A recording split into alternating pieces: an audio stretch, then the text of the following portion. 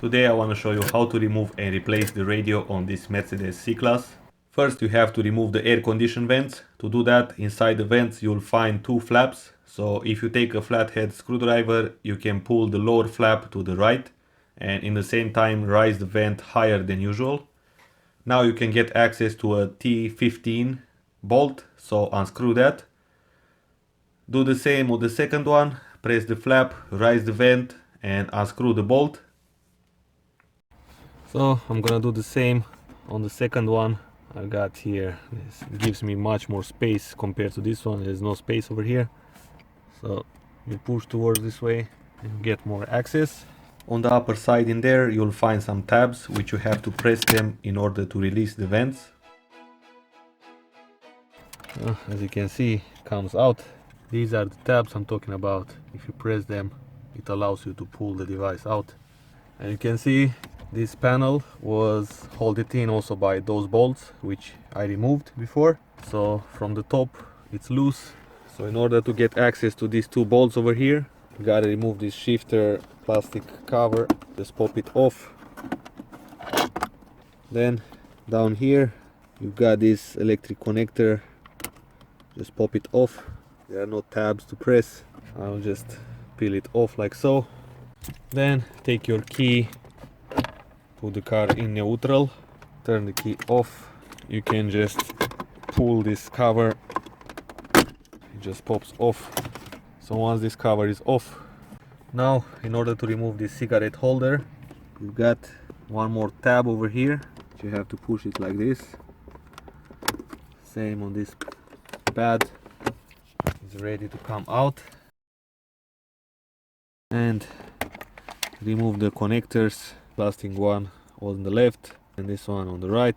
When you go down where the cigarette was, you've got here two flaps. This one over here and on the other side that one. There we go.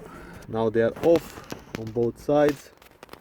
This front panel will be able to come out. So you're gonna find the electric connector, which you gotta pop it off and remember from where it came from. One more here. Now the radio is held in by 4 bolts, 2 on the side and 2 on the other side.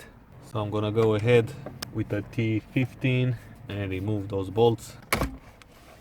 And there we go. The radio is out. Push the tab inwards. Then you've got the radio antenna.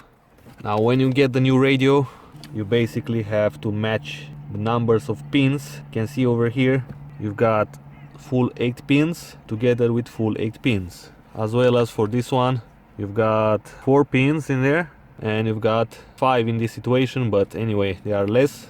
That's how you get the radio with. If you want to buy a new radio, for example, it comes with only 1 connector instead of 2. On the original one you will have 2 connectors, 2 ports for 2 connectors. Also keep in mind that if you replace the original radio, you won't be able to use the buttons on the steering wheel, or at least that was the case in my car.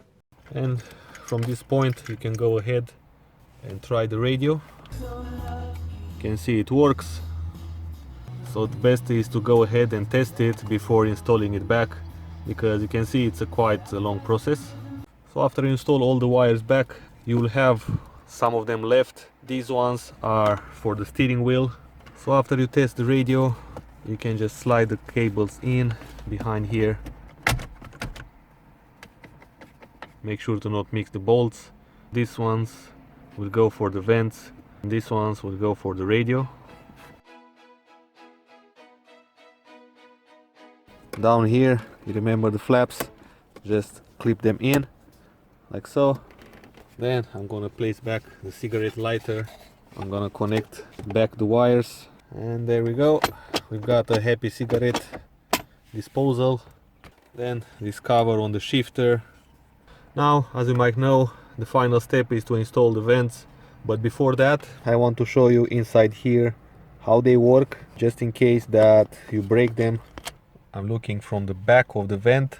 You can see this little device where my finger is. Sometimes those teeth come loose and you're not able to move these flaps. In order to fix this, you just need a screwdriver and to press this back in position. Sometimes they jump from their position.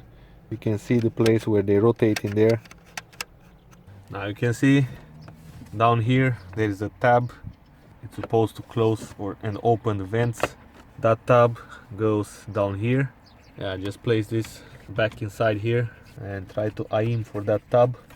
And now the same procedure, press those up and you get more access down here. Take your screwdriver and place the bolt where it should.